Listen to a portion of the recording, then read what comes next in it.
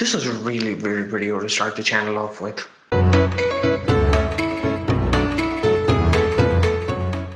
Every story has a simple structure: an introduction, some rising action which usually contains 2 or 3 plot turns, a climax, a return, or an unwinding as I like to call it, and a conclusion. This is something that we all know, something that we've learned in elementary or middle school.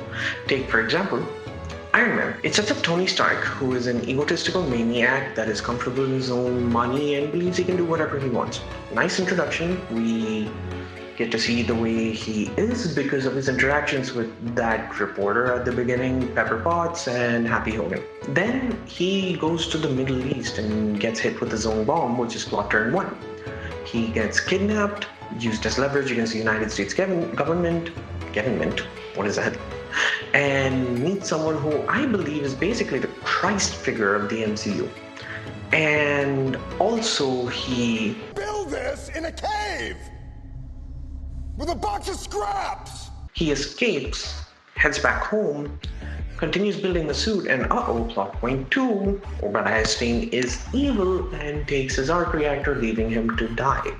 He survives with the help of Pepper and goes to face Stane, which works out well for him because he does that whole flying up thing and he turns Stane into an icicle. They live happily ever after.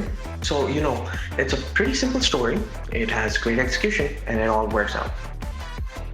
But what if it wasn't happily ever after? Hi there, my name's Trickshot and welcome to Trimo. This is our first video on the channel and it's a very good video, definitely. So, what are we talking about here today? We are talking about the hero's death. The hero's death is a plot strategy that is used more often than you think in media as a way to make a climax have a punch.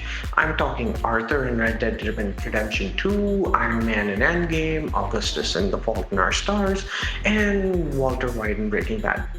These are the ones that everyone knows because they landed well. But let's start off by talking about the absolutely garbage hero deaths out there in the cosmos of entertainment. Let's start off with this one. I Am Legend is a post-apocalyptic movie starring that's the Step Brothers guy. I'm thinking about Will Smith. Yeah, Will Smith, the guy that did that. That's a 3-year-old meme at this point, nobody's gonna get that. It's based on a 1954 novel by Richard Matheson, the plot of which is a man named Robert Neville lives in a post-apocalypse war world where a pandemic caused many to die and turns some infected into vampires. Neville lives alone and survives and goes insane from the loneliness and decides to try to find a cure by analyzing the vampires. He starts finding vampires that are basically incapacitated and experiments on them to try to find a cure. Along the way, he meets somebody named Ruth, spends time with her, and he basically tries to test to see if she's a vampire, but he gets knocked out by her. And then he finds out that she is a vampire, etc., etc. I can talk about it, but I'm not giving you an entire damn summary of the book. Go read it, it's really good. But basically, not all vampires are evil. Some of them are still functioning human beings, just infected. They have their own society, their own rules, their own laws, etc. And Neville sees this and still decides to do the test because he feels like he needs to find a cure. And along the way, the newly formed society captures him and decides to publicly execute him because of what he did to the vampires.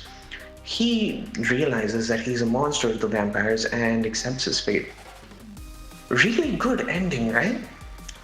Wrong. Apparently they filmed the movie with the canonical ending, but the test audience hated it, so they changed the ending to be such that Neville sacrifices himself to save all the humans because the vampires are evil. They just took the story, and just ripped all the themes right out of it. After the movie released, fans of the novel went online and did whatever they had to do in 2007 to talk about movies and talked about how shit of an ending it is compared to the book. The director, realizing his mistake, did whatever he could, and in the DVD release, the proper ending was included, and the fans were happy. Even those that didn't read the book thought that the new ending had more depth. A hero's death needs to have meaning. needs to showcase the themes of the film, needs to have the oomph that makes the audience realize what the story truly is. The change in the ending with I Am Legend caused all of these to disappear, like how the snap caused all your favorite characters to go bye bye. Speaking of which, Iron Man's death in Endgame is probably the best hero death I've seen in most movies that I've watched. See, I connected it with the beginning. This is called foreshadowing. Oh, Mike went away. Foreshadowing. The only other movies that I can think of which have better hero deaths are The Green Mile and Blade Runner 2049. The entire MCU was building up this character arc with the story of Iron Man becoming a better person, a selfless person, and Steve Rogers, Captain America, connecting with his human side and not sticking to the hero persona.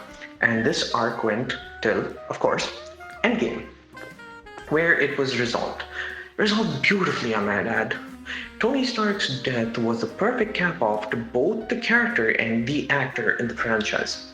The character that just started out justifying the deaths of so many in a war ended up giving his life for basically the entire universe. So why the is the actor coming back for Doomsday? Is nothing sacred? Does nothing have value? Is there no meaning to the emotional weight of the story?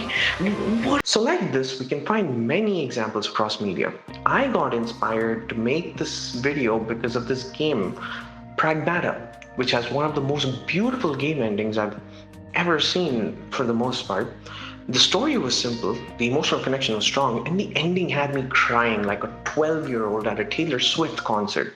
A hero's death is very important and it's a very powerful tool that, when used properly, leads to some of the greatest stories told in all of fiction. But when used improperly, it makes the audience hate you and try to burn you alive with a stake. So, if filmmakers, creators, anyone in the creative field uses the tool properly, they can make some amazing things. But if they don't, well, what's the point of doing it in the first place? You get what I'm saying? Good night, everybody.